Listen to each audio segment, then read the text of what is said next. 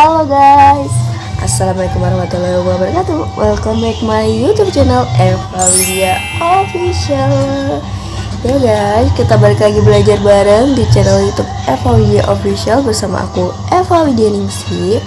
Dan di sini aku akan bahas sesuai dengan requestan dari teman-teman semua nih, yaitu aku akan bahas tentang cara membuat jurnal umum.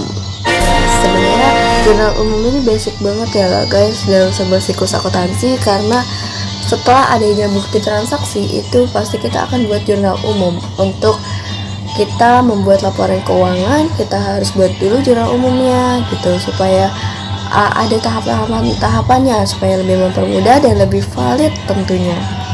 Jangan lupa untuk di like dulu, subscribe, dan juga di share video ini supaya bermanfaat untuk teman-teman semuanya. Oke guys, aku nggak mau lama-lama karena aku mau mempersingkat video ini aja, karena juga nggak terlalu banyak dan juga supaya teman-temannya nggak bosen ya. Nah, untuk kita cara buat untuk jurnal umum ini sebenarnya simpel banget teman-teman, tapi juga tergantung dari perusahaannya itu sendiri. Yaitu perusahaannya kan juga ada perusahaan jasa, dagang, dan manufaktur. Itu bisa disesuaikan, tapi sebenarnya caranya tuh sama aja teman-teman.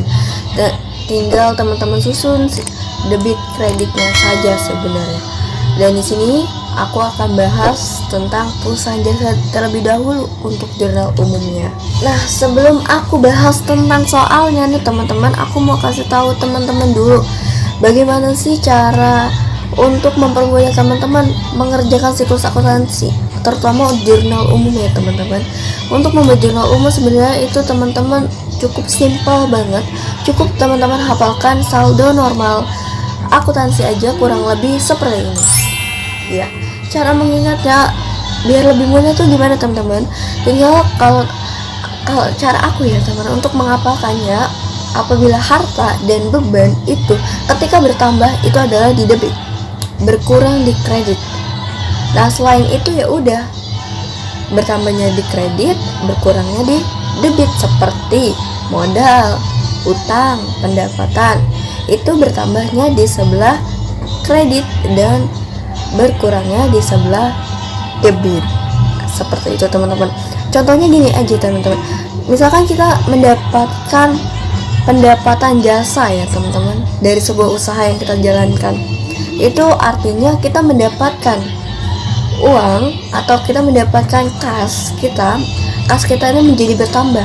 Nah, kalau bertambah itu kan posisi saldo normalnya di debit, berarti kasnya itu bertambah di sebelah debit. Nah, temennya si debit ini apa teman-teman? Ya kredit gitu. Berarti yang di kredit itu apa? Ya pendapatan itu tadi. Gitu aja teman-teman, simpelnya ya teman. Itu contoh simpelnya aja sih teman-teman. Langsung aja kita bahas untuk soalnya. Soalnya itu yang pertama ada di tanggal 2 Januari 2014. Ini adalah perusahaan jasa. Pak Rahmanto menyetorkan uang tunai pada usaha miliknya sebesar 20 juta. Nah, artinya Pak Rahmanto ini memberikan modal usahanya atau menginvestasikan modal usahanya kepada usahanya itu supaya berjalan. Jadi dia kasih modal dulu, dia beri modal dulu. Artinya apa teman-teman? Kas kita bertambah.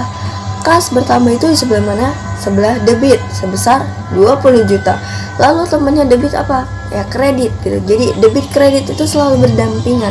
Kreditnya itu adalah ya modal itu sendiri. Kan tadi Pak Rahmanto ada menyetorkan modalnya. Jadi kurang lebih jurnal seperti ini teman-teman.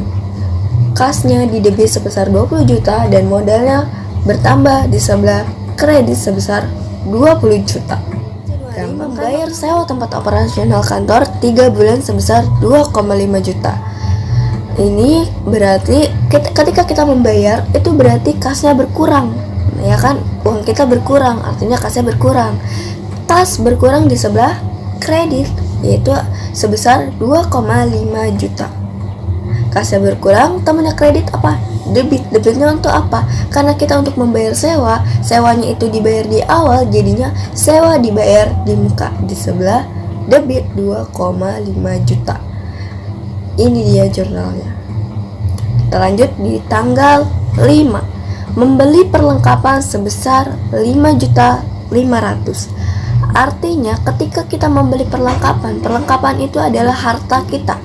Harta kita bertambah, perlengkapan kita bertambah di debit, karena harta itu bertambahnya di debit ya teman-teman. Nah ketika kita membeli, apa yang berkurang? Uang kita kan, kas kita kan. Jadi kas kita berkurang di sebelah mana teman-teman? Kredit sebesar 5,5 juta. Kurang lebih seperti ini ya teman-teman jurnalnya.